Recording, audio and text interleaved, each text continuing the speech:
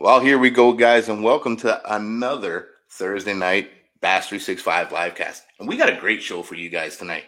You know, the longer I've been working with these pros and the more that I've talked with the guys that are doing this professionally, some things are starting to make a lot more sense and things are starting to boil down to common core answers out there. But one of the questions I get asked a lot from our followers and everybody else is, how did they become the pros? One thing I know for sure, everybody's got a different story. Everybody's got a different path. But everybody tends to say, no matter how they've done it, today it's a different path. There's a lot more avenues and a lot more ways to do it.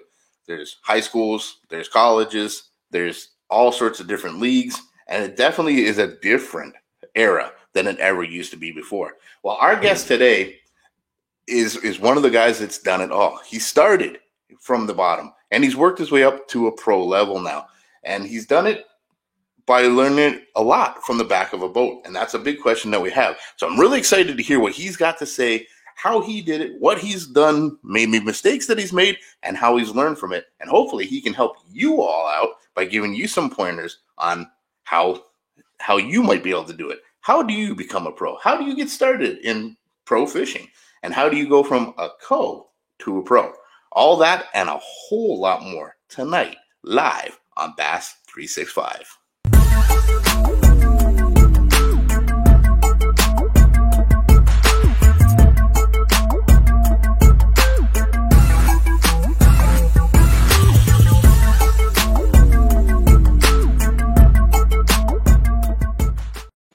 That's right. Going pro. There's a whole ladder system to get there, and I know you all have a lot of questions, as do I. And no matter what, everybody's got a different story and a different path.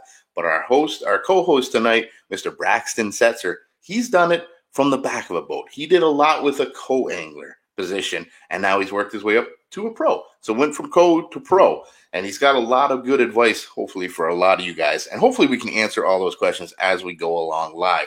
We've also got a lot more to talk about. He is from Alabama, but he fishes a little differently than a lot of the guys, or at least chooses to, than a lot of the guys from the South do out there. And, of course, we got some big breaking news from one of his sponsors. So stay tuned, guys. This is going to be a great show. I'm excited to get it started. So let's bring him in right now. Here he is, MLF Big 5 Pro Circuit Angler, Braxton Setzer. What's up, Braxton? How's it going, man? I appreciate y'all having me on. Dude, thank you for coming out here. Honestly, this is like a dream come true for a lot of people here. But for me, I've been following most of you guys most of my career as well, too. So to be able to just sit back, hang out, and learn from you guys, but on a relaxed level like this is pretty darn cool. And I mean, honestly, I'm lucky and I'm blessed. So thank you for coming out here. And being able to share your story with us today, man. I'm real excited. I know we got to talk a little bit already and stuff, about how you've done things and stuff, but I'm excited to hear your story. You're in a position where there are a lot of people that I'm sure are quite envious and look up to you and hopefully can learn from you. So there's a lot of things that I'm sure questions are already starting to come in. I'm sure we're going to be able to help a lot of people out with this, but more importantly, I'm going to learn something. Then that's what I think is exciting out there. So I appreciate you coming out for sure. Yeah, no, not a problem. Happy to answer any questions I can.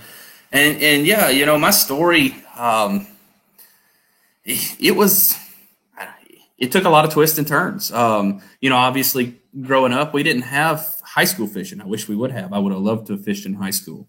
But I did fish while I was in high school and even before, just on a local level with a lot of older friends that had boats, things like that. And that kind of got me started there. And then I progressed into college fishing. And I was actually one of the guys that started the team at UAB when college fishing was really just getting off the ground.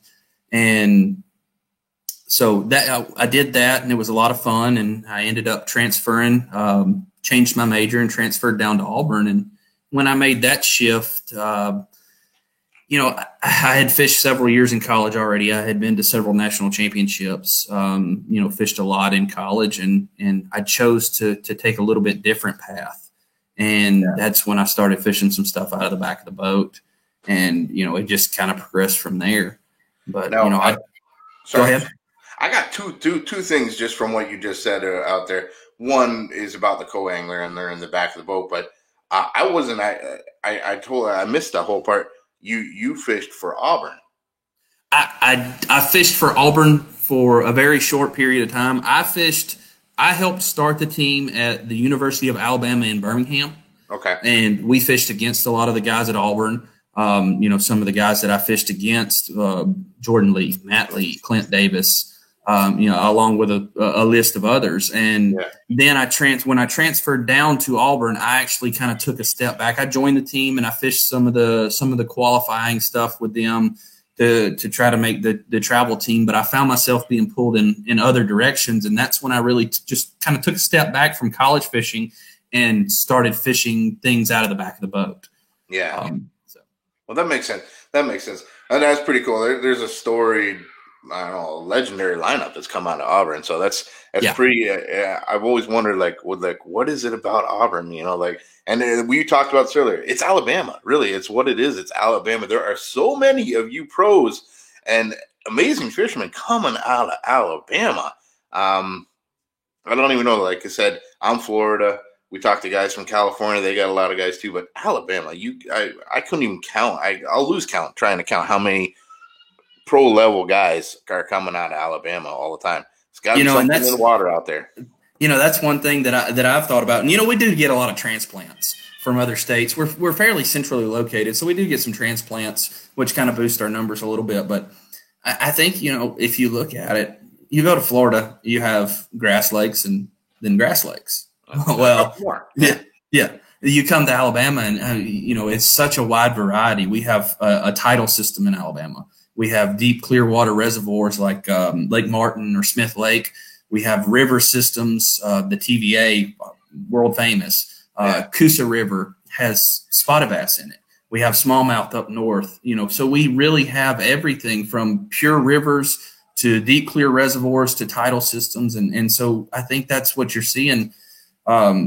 You've got guys that are coming out of Alabama that already have experience in a lot of different situations that we encounter when we travel on the road. And I'm not going to say that gives guys a leg up, but I think, if you get guys coming out of states that only have one kind of fishery, it can be a little bit of a shock to people when they travel to somewhere else and they've never fished a tidal system before, or they've never fished deep, clear water, So absolutely. Yeah, I think that plays into a lot of it. And I think that's why you see so many guys out of Alabama and so many guys coming to Alabama from other states that chose to live here after they made it professionally.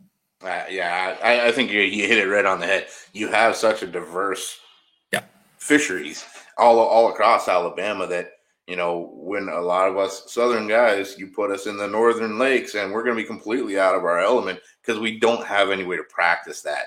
Right. And then there's just guys like John Cox that are just naturals and they're going to fish anything perfectly well. He's incredible. It's unbelievable. He really is, honestly. But, and that's not taking anything away from anybody else. Like you're doing a great job out there. How long have you been pro circuit level now? 2021 will be my 6th year out of the front of the boat. Okay. And so I fished when it was the FLW Tour, when they still had co-anglers. I fished the FLW Tour out of the back of the boat. So in total, it's 9 years, 3 years in the back of the boat. And then this is going into my 6th year, running my own boat out of the front on the pro level. Oh, that's great. So, and then that's something that we definitely need to talk about is that back of the boat, that co-angler, that's been around for a long time. And I've actually talked with several different pros that all seem to have a different perspective on that. Some guys will tell you, go to the front of the boat as soon as you can. Other guys will tell you, because you don't want to learn the bad habits of somebody else, or you want to learn it on your own. I can see that point. But the other point is get to the back of the boat and you can learn from the guy in the front of the boat at the same time, which gives you a little more diversity in your fishing. You've done it that way. You've done it. Now, would you suggest other people do that in your personal opinion after doing that? Or would you have done it any differently if you could do it over again? Excuse me. No, I had a great time in the back of the boat fishing with some of these guys. And I used it as a learning tool, and I went into it with that mentality, and that I wanted to try to learn as much as I could. You can learn something from everybody you fish with. Anytime you get a chance to get in the boat with somebody, you can learn something from them. And, it may be, a bad habit, truthfully, but you can learn something, you can pick up, and so I approached it as a learning thing. But that's something I do tell young anglers when I get the question a lot on my social media stuff, and I'll, they'll inbox me, and I'll sit down and I'll type out a response to them that's kind of tailored to them. But basically, it always says the same thing. When you're a young angler, high school level, first getting into college, things like that, get in the boat with different guys, get exposed to different things. And one of the best ways to do that is to fish as a co-angler on some of these different levels. FLW had one of the best grassroots systems there was, and from the BFLs all the way up to the tour level events, and there was something that kind of fit everybody. Well, these young guys, if they go fish out of the back of the boat in the BFL around home, and they may pick up a few things, and then when they feel like they're I'm not going to say topped out at that level, because you're never going to stop learning. You can't learn everything there is to know about bass fishing. It's not possible.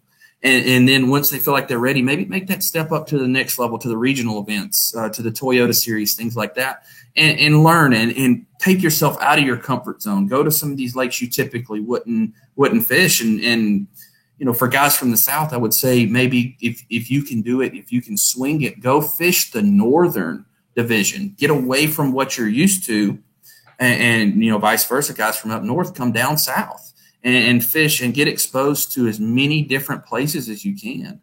And that, to me, if you go into it with the mentality that you want to learn, and it's not all about winning, or I've got to cut a check, or this, you want to be able to go into these events and learn. And then when you get ready and you feel like you're ready, or you feel like you're kind of done everything you can do out of the back, maybe you take that next step. Maybe then you go from the the Toyota Series out of the back of the boat. Maybe then you dip your toes into some of the BFLs around your house as a boater, or maybe even jump into a division in somewhere you're comfortable and fish them out of the front, and just kind of see and put some of that knowledge to the test.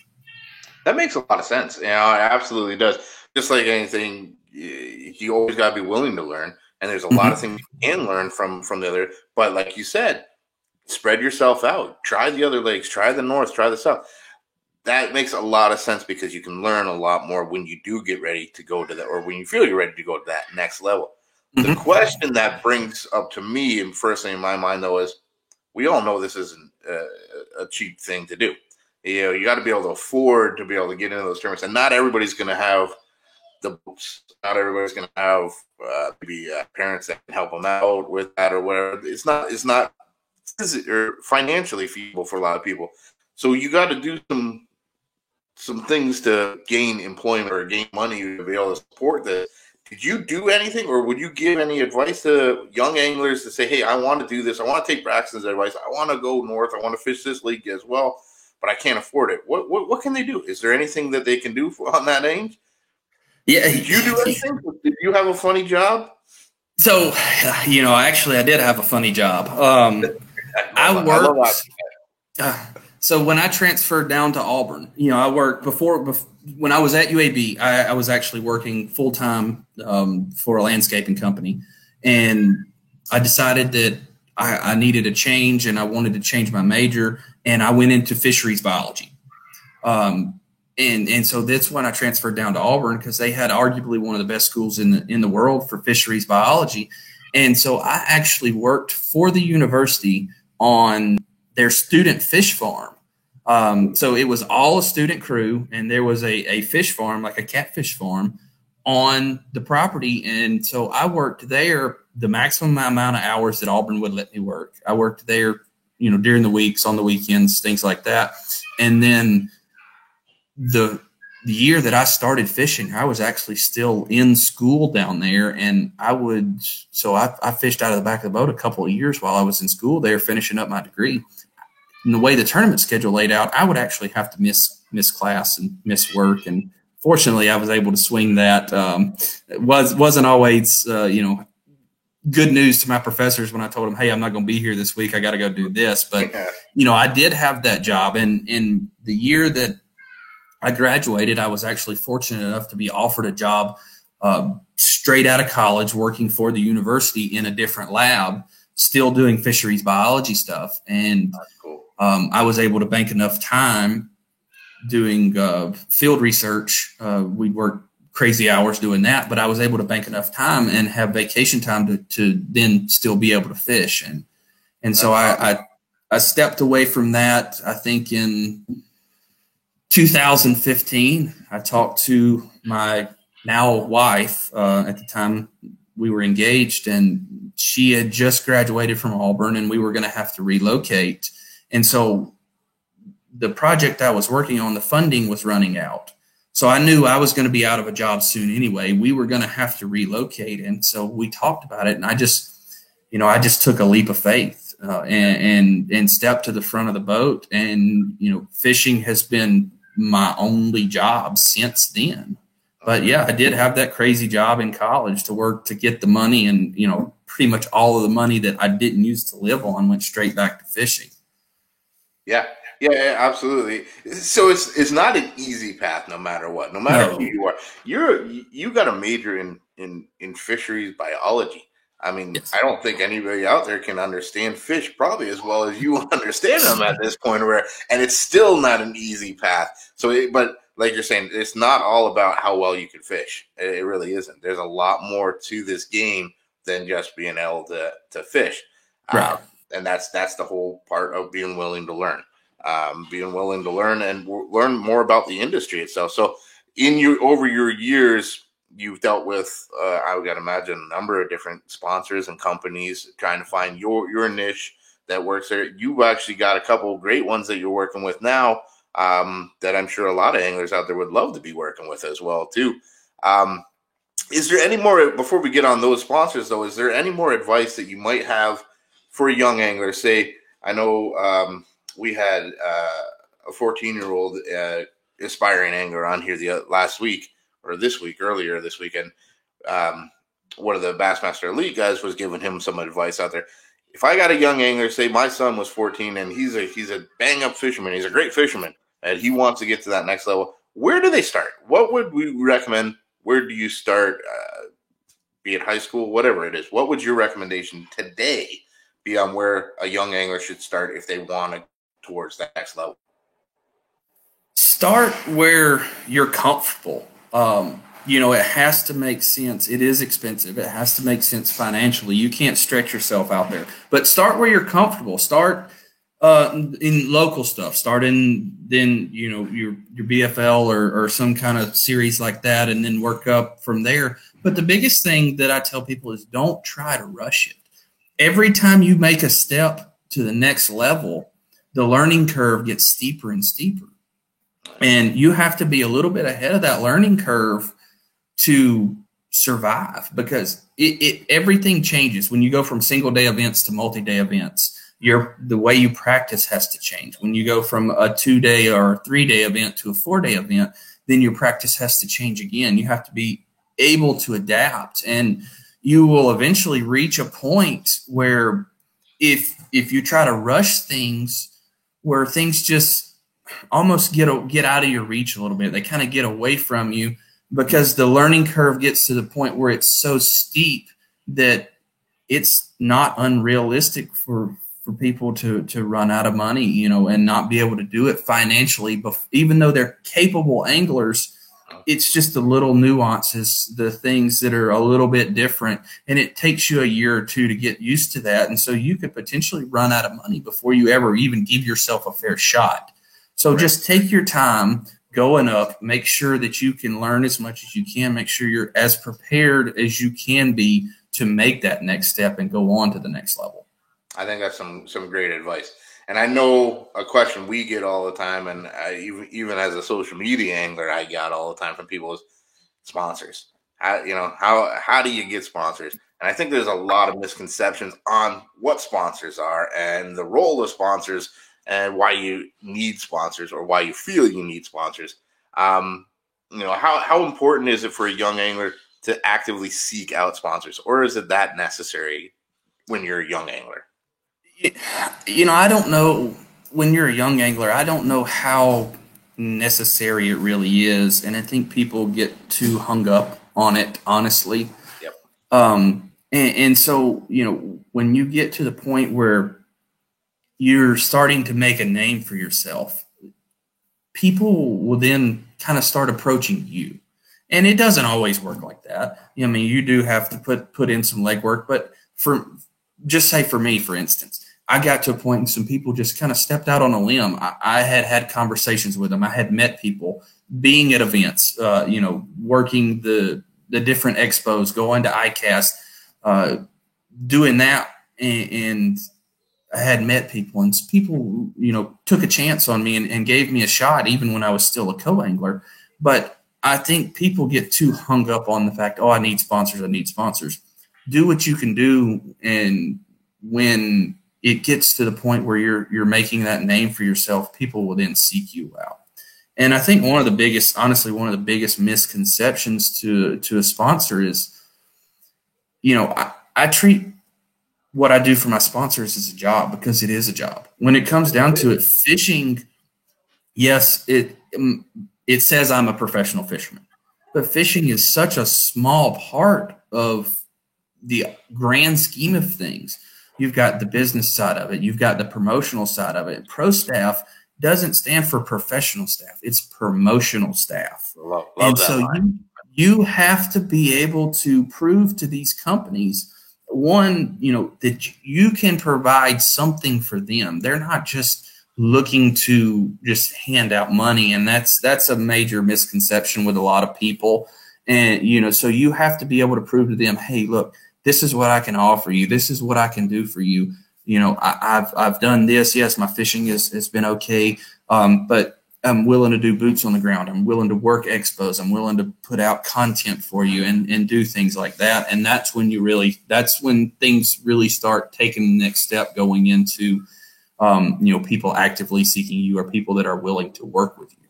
Absolutely. I 100% agree. You said a couple lines that I love to say when people ask me the same thing. Pro staff is promotional staff, not professional staff. And there is a lot more, way more to this industry than just being able to fish. Right. It helps a lot. That definitely does help a lot when you actually are a really good angler. But there's tons of great anglers out there, tons of them that don't make it to the level because they haven't learned the business end of this and how important it is. Going to the shows, going to the, making the appearances, shaking hands, smiling, and, making those contacts that are out there. But honestly, I think today's anglers, these younger anglers, have a bit of an advantage that, a lot of these older guys didn't have. One, there's more ways to get into this sport, but social media has changed the game entirely, 100%. Yes. But these kids grew up with social media. They grew up, they don't know any different. Whereas guys that are longer in the tooth like me, I had to learn it. I had to teach myself all this stuff, and I'm still probably always going to be playing catch up. Now, obviously, we don't need to expose your age or compared to my age. Of course, I really don't want anyone to know how old I am. But did you have to learn that avenue of it, or was that something you grew up with as well?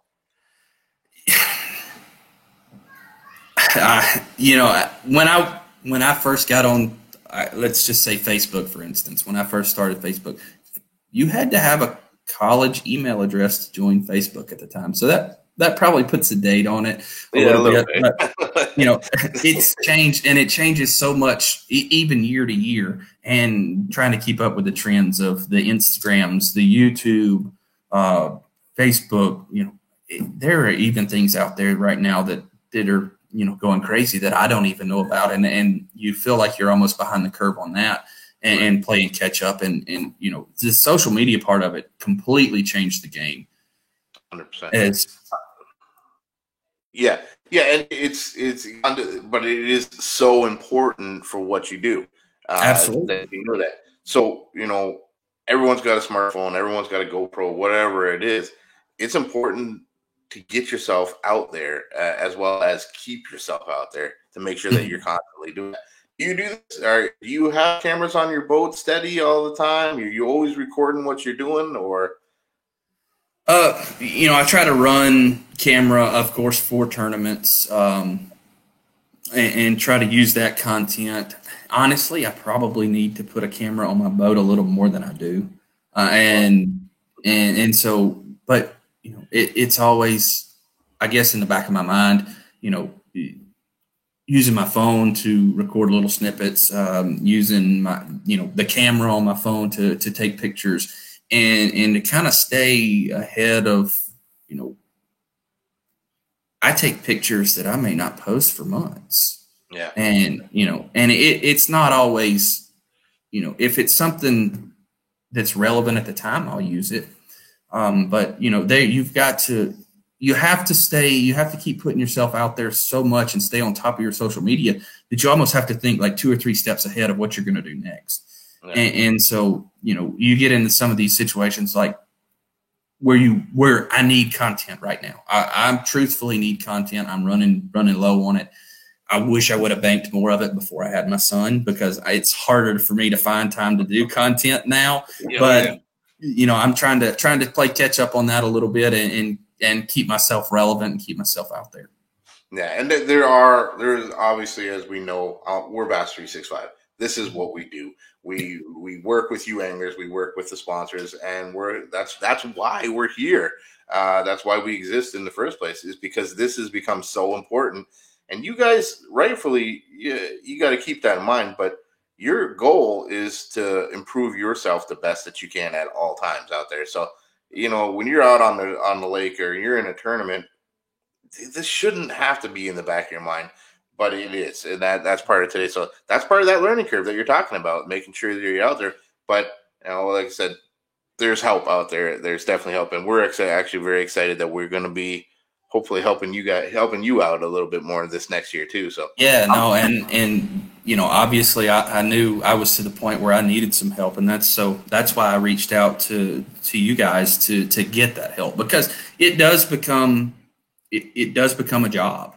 When you're trying to fish at this level and stay on top of everything, and guys need help. And I think, that's what people don't realize is how much goes on behind the scenes. It's not all holding fish up on stage, and there's a lot to what goes into doing this. And it's a job. It's 365 days a year.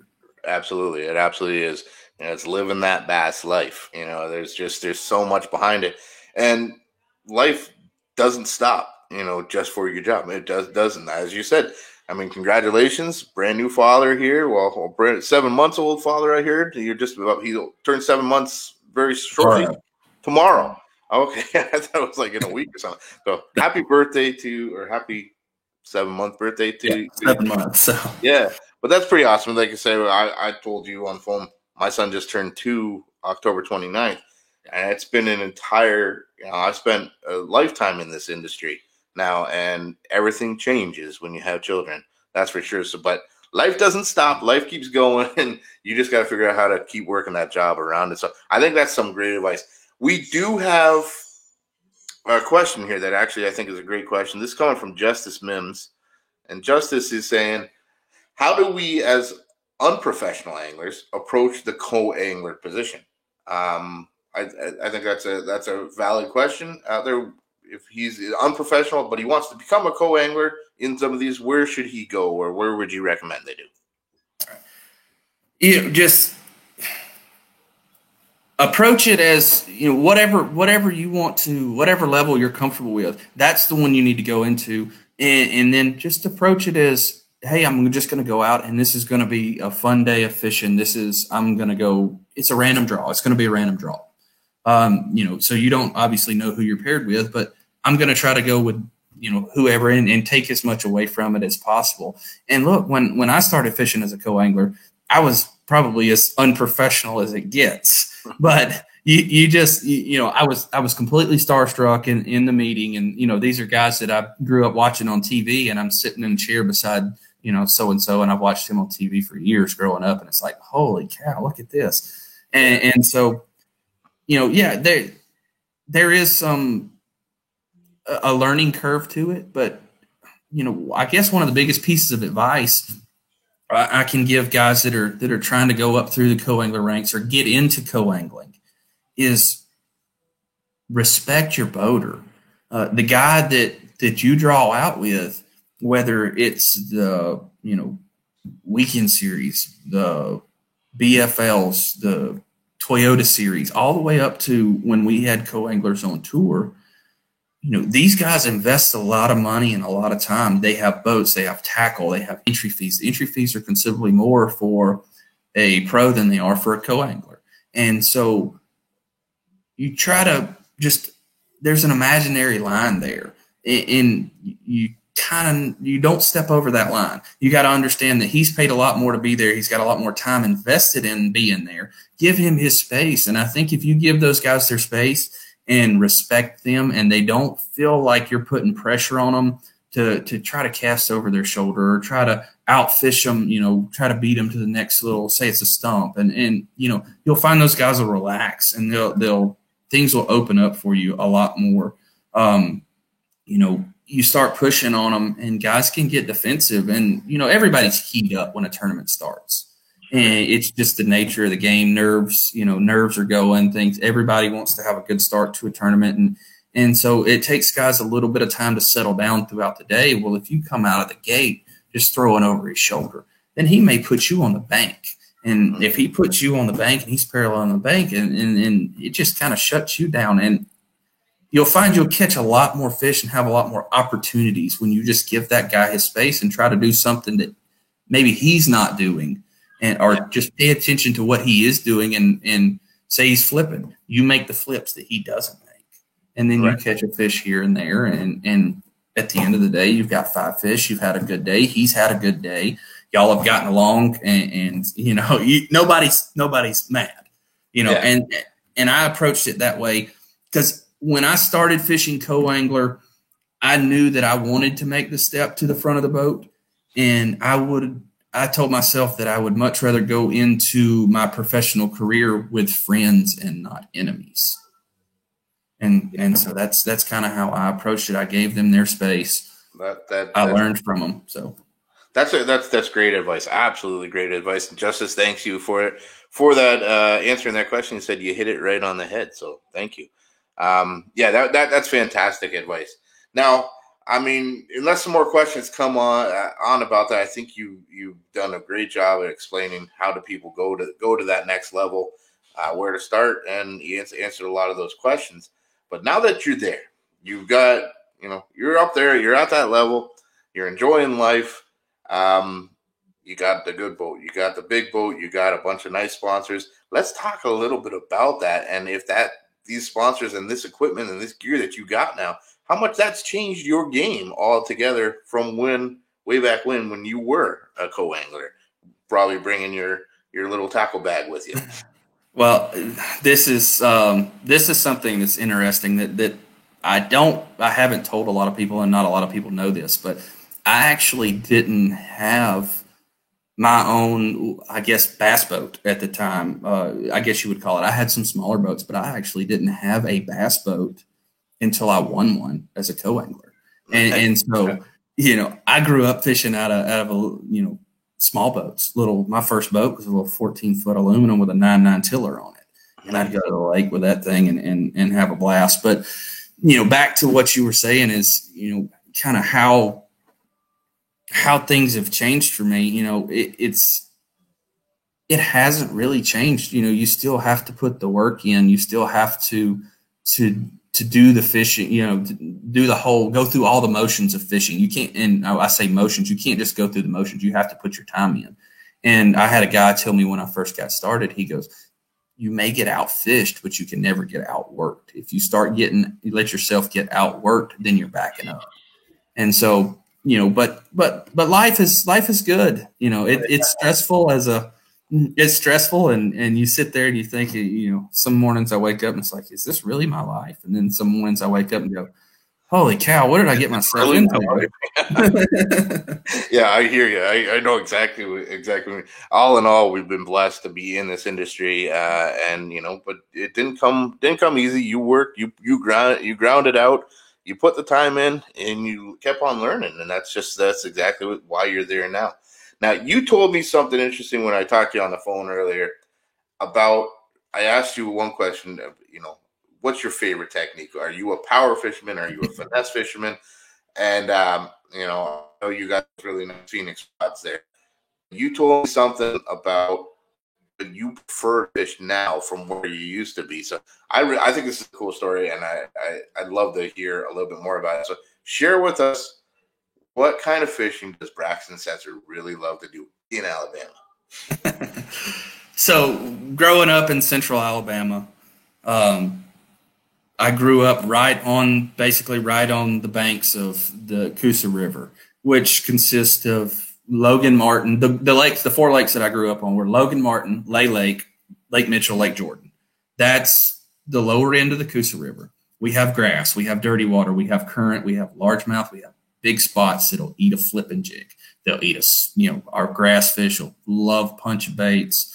They love swim jigs, things like that. I grew up doing that. I loved power fishing, and I still do.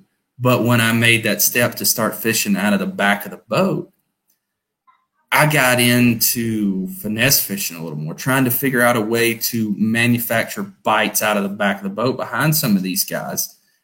And it's almost taken a 180. I still love power fishing, but if I can have a tournament where I can have 10 spinning rods on my deck, I'm just as happy as I can be. I love those tournaments. The clear water, the light line, 6-8 pound line, those kind of tournaments, spotted bass, smallmouth, deep clear water lakes, even clear water largemouth, the finesse fishing. And that's something that I've grown to love over the past couple of years. And I take a lot of pride in that and try to continue to learn and improve my finesse game. And it doesn't matter. It doesn't matter where you go. You can go to Florida and catch them on a finesse, on a spinning rod, on just say a wacky rig Cinco in the hydrilla that's underwater. They'll bite it. I promise they'll bite it. There's finesse tactics you can employ across the nation, and fish bite finesse baits. That I think that you hit it right on the head exactly with that. And not only that, like even in Florida or possibly Alabama, like you said, the chances that they don't see that every day. They see that flipping jig every day. They see that beaver bait, dangling in their face. They see the power fishing all the time. Mm-hmm. But some of the lakes that I might even get to or whatever, they ain't never seen a Ned rig. Let's throw in a Ned rig, but you'll catch some big fish on it. Yes. Absolutely. So on that note, I know you're with Phoenix Rods. They make some fantastic rods out there. Do you have a couple rods that you'd like to talk about, that if somebody wants to get into this finesse fishing, or and really, what do you recommend they go out?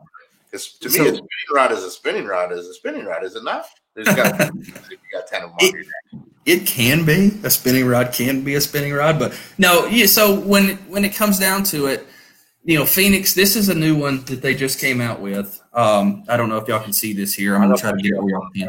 So this is the Phoenix M1.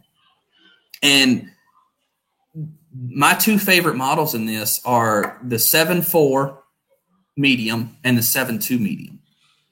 And this is a pretty unique rod. Obviously when you're finesse fishing, the bites aren't always just, they're not going to smoke it like they smoke a jig. Well, if you look at this handle here, this handle's tapered, and it actually acts like a megaphone. This is all one piece. This rod continues all the way down through the handle. The handle is actually slid on from the top and put in place, the reel seat and all of that. So this is all one piece. So any little bite you get up, just the smallest little bite, it comes through this, and this acts like a megaphone. And it allows you to feel that bite. So you can feel just the subtlest little bites. But for me, when it comes to wacky rigging, Ned rigging, even drop shotting in certain situations, I'm going to reach for either the 7.2 or the 7.4 medium to start with. Now, and those are probably, if I have 10 spinning rods on my deck, 7 or 8 of them are probably going to be either a 7.2 or a 7.4 medium. And it branches out from there. There are some others, certain situations where I'll reach down and go for like a medium light, or I may even step it up and go to a medium heavy, depending on different things, whether I'm throwing a shaky head or something like that. But those those mediums, those 7.2 and 7.4 mediums are really good all around rods. I skip docks with them with Wacky Rigs. I sight fish with them. Do some drop shot, drag a Ned rig, Nico rig, small finesse swim baits. I love small finesse swim baits. That's one of my things. And it's just so many applications. And when you really start diving into the technical side of finesse fishing, and it's like, some of this stuff is very detail oriented as far as, how different presentations work and why they work and things like that. And so, I that's why I kind of geek out a little bit on finesse fishing, but that's really cool. That was a very cool rod. I don't know if I've ever seen one like that where that didn't have some kind of a fighting butt or a butt on the end of it like that. Yeah. Yeah. And so, that, you can see it a little bit here. With this being the blank and it coming down, all of that stuff is transferred right here. So when you're holding that, you can even see here, it's split grip. So when you're holding that, you're actually holding the blank itself. When you have that rod here, all of this is just, it's transmitting directly to you. You don't have to worry about trying to feel through, say, a EVA foam grip or something like that on the handle. All of that gets transmitted right to you. So, it's a very unique concept on what they've done. And they hit it out of the park with that. And it's not just spinning rods. There's a whole line of the M1s. One of my favorite swim bait rods is actually an 8-footer that I have in the garage that's got that same exposed handle on it. And obviously it's much bigger rod than the spinning rod, but that line of M1s, they really nailed it when they made those, and they're super sensitive. And I'm probably gonna venture out and put more of those on my deck next year just as all-purpose rods. Yeah. And go more into the bait casters. I have, 15 of the spinning rods, and I absolutely love them. I need to get some more of the bait caster models of them and really start putting some more time in with those. But super sensitive. The whole line is. That's really cool. Those are really nice. Where can somebody find those M1 Phoenix rods? Where can we find Phoenix? Are they readily available? Yeah, they're a West Coast company. They're based out of California, and so they're a little easier to find on the West Coast. They get a little harder to find as they come back here, but they're starting to gain a pretty big following in some places. Alabama, there I can think of 4 right off the top of my head, 4 Phoenix pros, guys that fish professional level, whether it's MLF, the Big Five or other circuits that fish professionally that fish Phoenix rods. And so they're starting to gain a little momentum out here, out east. And I mean, they make them all from bluegill to bluefin. I mean, they make a rod for it. And so they're big in saltwater, but they're gaining a lot of momentum in the freshwater. But, check your local retailers if they don't have them, your local tackle shops, ask them to put them in. If it comes down to it, go to one of your online retailers and most of them carry them and order one, or you can go to phoenixrods.com and order straight from them. That's awesome. They're very, very nice looking rods. I can honestly say I've never had one in my hands, but hopefully this sometime next upcoming season here, you let me borrow one for a half day. Yeah. I'll let you use one, give it a little test run. So. All right, that sounds like a deal for sure. Now, along with the lines that we're talking about with your rods and everything, you have another big sponsor that deals a lot more on the bait side of things, as well as that might have a big advantage with that finesse that you were talking about out there too. And I heard you got some pretty big news for us, to be honest. So this is something that we've been really excited about. The whole pro staff at Yo-Zuri has been really excited about this, and it's something they've allowed us to fish with it for this whole past season. I fished with it, and it's a lot of people are familiar. Yo-Zuri makes hard baits. They make fishing line. They make a lot of saltwater stuff as well. Well, they kind of stepped into the freshwater line a couple of years ago with Top Knot. which is 100% fluorocarbon. And it was good stuff. I used it. I still use it. But they have given me permission to go ahead and tell you that this is going to be something around, this is going to be like a classic release. They are introducing, it's called T7, and this is going to be a high-end fluorocarbon, and it is fantastic. It has great manageability. It's a really limp, soft line, so it's really manageable. It doesn't get its memory as bad when you leave it on a spool. Great abrasion resistance, great strength. I've fished with it all year from Florida to Lake Martin all the way up to Mississippi River, pitching, flipping, finesse applications, things like that. This is a high-end fluorocarbon that's going to be coming out around the Bassmaster Classic. It should be available in stores around March 15th at the latest, I would say. Nice. But it's great stuff. I mean, this is going to compete with some of the really, really high-end fluorocarbons on the market. That's awesome. And guys, you just heard that here first on Bass 365, by the way. That's nobody else knew that other than the insiders, that they've got a brand new, incredibly great fluorocarbon line coming out from Yo-Zuri. So we appreciate that so much that you were willing to drop that little nugget of a surprise right here on Bass 365 Livecast. That's pretty awesome. So I'm really excited to do that. I've literally just started getting into fluorocarbon. Maybe it's a Florida thing or whatever, but I was a great guy.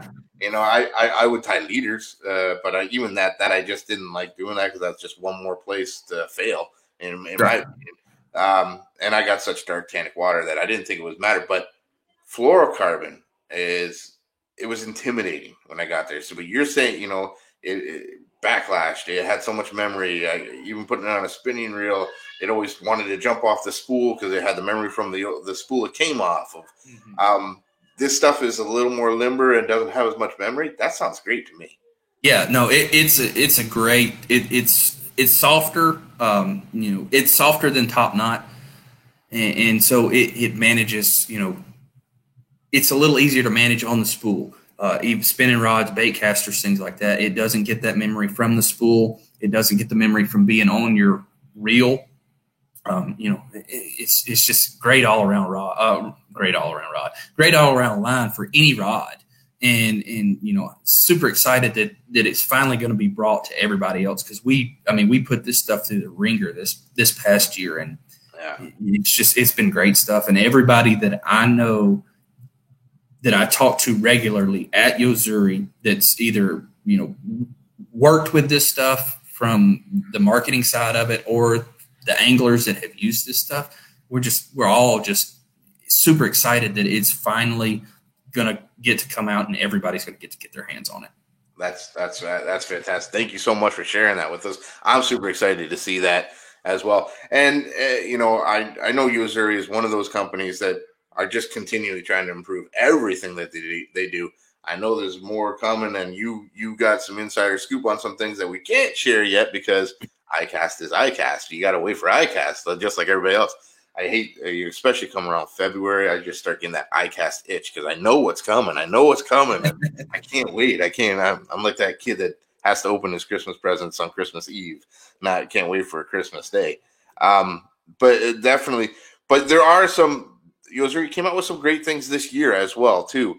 Some great products that they announced in this virtual ICAST, I guess, that we had to deal with. So what are some of the cool products that you can talk about right now that came out new that maybe some people don't know about?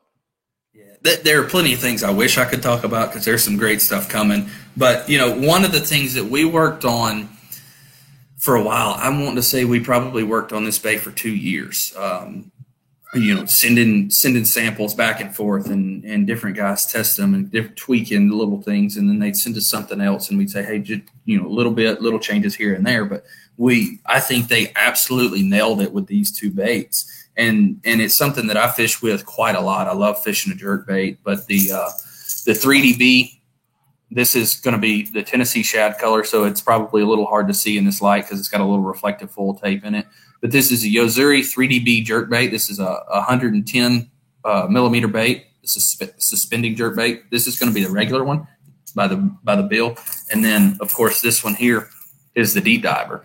And, you know, these baits are just crammed with features that we really, really stressed that we wanted. And Yo-Zuri, you know, we gave them a task to be able to put some of these features in a bait. And they absolutely nailed it with these. And so these are going to be suspended jerk baits. This one you're going to get about 7 or 8 foot out of, maybe a little bit more, depending on line size. And then the regular 110, you're going to get about 5 to 6 foot out of it. But a couple of cool things about these baits is I don't know if we'll be able to see it here in this one, but they actually have a magnetic weight transfer system. I'm trying to get where the glare isn't quite as bad. You can see it a little bit here.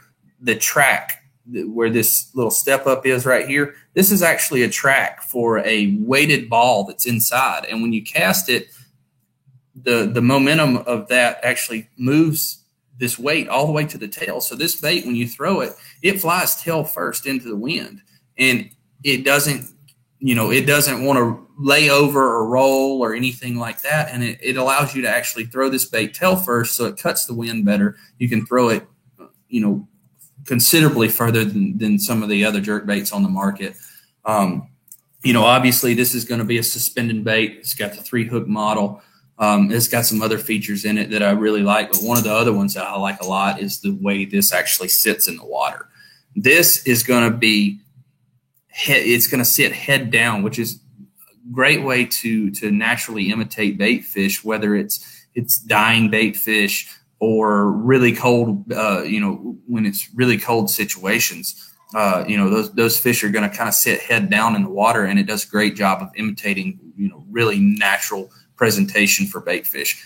For me, a jerkbait is something that I throw pretty much year round. So, you know, this is one of those baits that you can pick up and catch them in Florida over top of the grass when it's, you know, water temperatures in the 70s, or I can come up here or even go up north when it's cold and throw these baits. But, you know, just the little things that they were able to put in with the magnetic weight transfer system, the way it sits in the water, they crammed this bait full of high-end features, things you would find on really high-end jerk baits, and they put it at a price point that everybody can reach. You know, this is going to be a bait that retails for $9.99, and that's, you know, less than half or even more on some of the competitors. And these baits are going to have features that some of those other baits have at a price point that everybody can get into. So it's a great entry level jerk bait, or even for guys that are experienced jerk bait fishermen,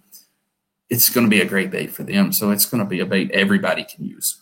That's awesome. I really, really enjoy that explanation that you just said with that, how it works. A lot of people don't understand that. And no two jerk baits are definitely no two jerk baits are created equal. We all know.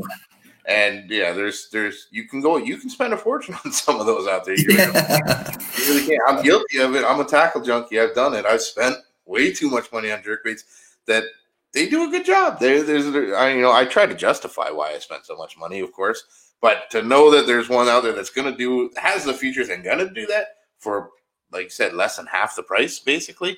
That's pretty cool. That's really cool. And the other thing I like about Yo-Zuri is the availability. And we had a question that they're asking, you know, where they can seek out these new Yo-Zuri products. Yo-Zuri is everywhere. Yeah. Yeah. Yo-Zuri, you know, it's in big box. It's in Walmart. You know, it's in, you know, some of your other big box stores. It's on your online retailers. It's in your local tackle stores. Yo-Zuri is widely available. And it doesn't take a whole lot of looking to find it. But yeah, I mean, great place to start is just say Walmart. Walmart's going to have a selection of Yo-Zuri.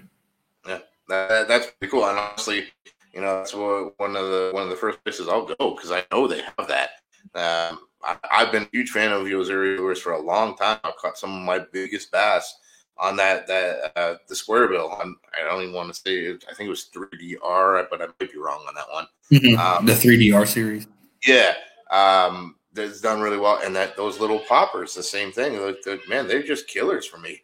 But one of the things that have always attracted me, why I do it, is price point. I'm no different than anybody else. I got to watch my dollars too out there. So they've never been incredibly expensive. They've always been very reasonable, and you get some great baits out of them. So very, very excited to. I have not tried that jerk bait. I am going to try that jerk bait now, though. You should try that jerk bait. Yeah, definitely. That might be. Maybe I'll borrow one of those rods and tie one of those jerk baits on the end with some of that new fluorocarbon line as well too. And I'll just bark just for half a day. I promise. I'll give it back. Yeah, we actually just got done shooting some video. So with Yozuri, we had a guy come up and shot some video for them, and it was on the jerk bait. So I've got a rod and reel and all bait already tied on in the back of the truck. You just drive on up here, and I can take you and put you on a fish. So it's not far. I'm in North Florida, so you be careful what you invite me to do because I will show up, man. I promise you. I'll tell you what. I'll extend that invite too. I'm not far. I'm in North Central Florida. You're welcome down here anytime, Braxton. Definitely. I got some honey holes that I'd like to see what you can do with that stuff anyway. Out there for sure. All right, we're running into close to an hour already. It's amazing how fast time flies when we're having fun and learning this much here. But we will have to call it at some point. I know you got that young one over there. Your wife just got home from work. I'm sure you're probably getting ready to do your dinner thing and all that good stuff. So we don't want to keep you too much longer. But we do appreciate everything that you helped us out with and taught us today here. Where can the folks out here that aren't familiar with you, where can they find more from you? You give yourself a plug on your social media outlets.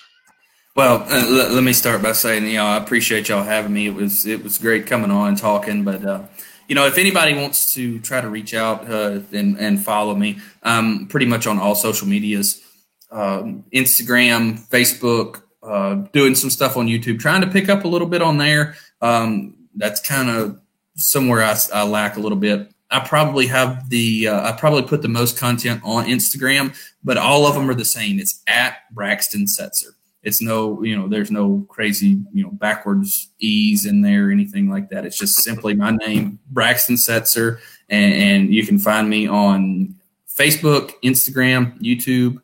And I think I actually lied. I don't do much on Twitter, but my Twitter is BL Setzer. So, if anybody wants to seek me out on Twitter, I'm not sure that Twitter is actually still a thing anymore. But I honestly don't even know. That's one that I work in social media, and I hardly ever get on Twitter. I have it on my phone. I'm pretty sure though. So and one last thing that we do. What does the future hold for Braxton Setzer? We know it's MLF Big 5 now. Right. Still called the Pro Circuit, I believe, though, right? Mm-hmm. I believe. Don't quote me on that. So things are changing on our side of it, and everybody's going to take a little bit of adapting. But yeah, looking forward to 2021. Going to fish the Big 5 for sure. May pick up a division or two of the Toyota series. I'm not 100% sure yet.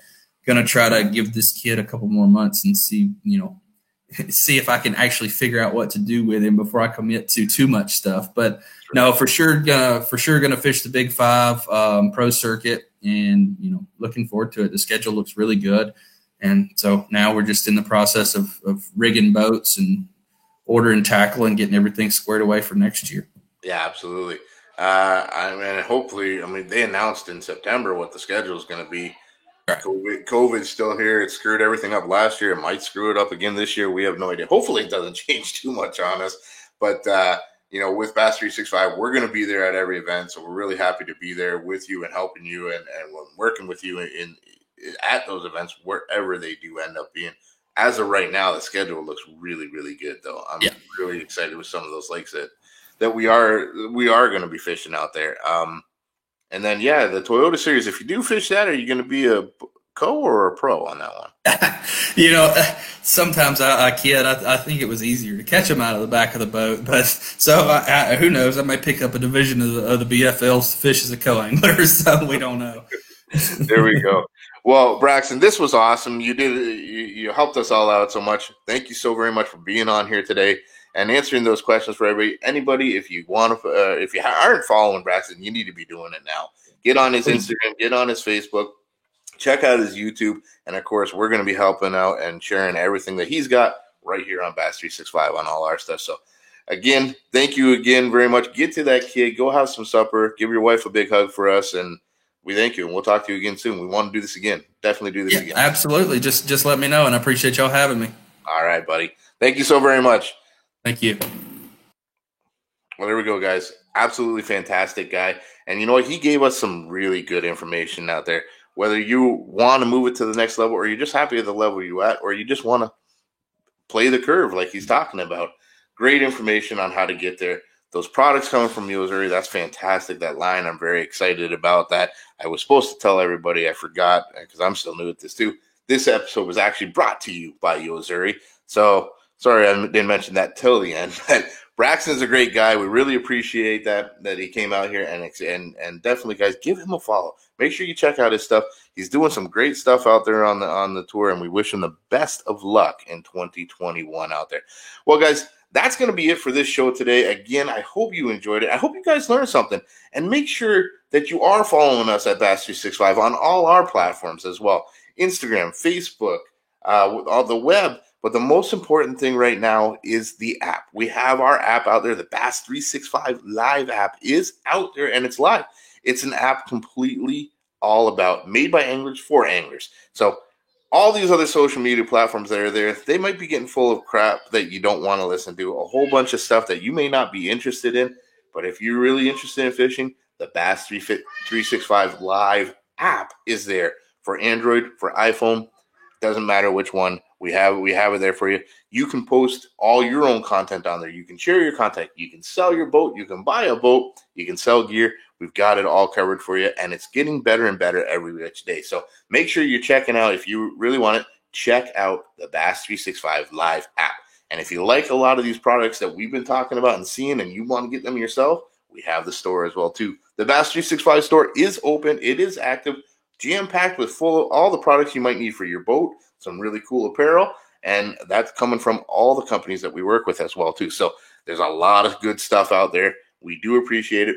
But these live casts we're going to do every Tuesday and Thursday night for as long as we possibly can. And a lot of these are going to be coming from on the water once the season gets out there. So we got some great things coming. Make sure you stay tuned. And if there's anything you really want to see, any anglers you really want to see, or anything you really want us to discuss on a live cast, make sure you leave it in the comments. Send us a message, however it be. Guys, I hope you enjoyed that. I appreciate all you guys that stopped by and left the comments and the questions there. I'm sorry I didn't get to all of them, but we're going to do our best on that. But keep them coming and keep watching, and we will see you guys on the water next time. Thanks again, guys.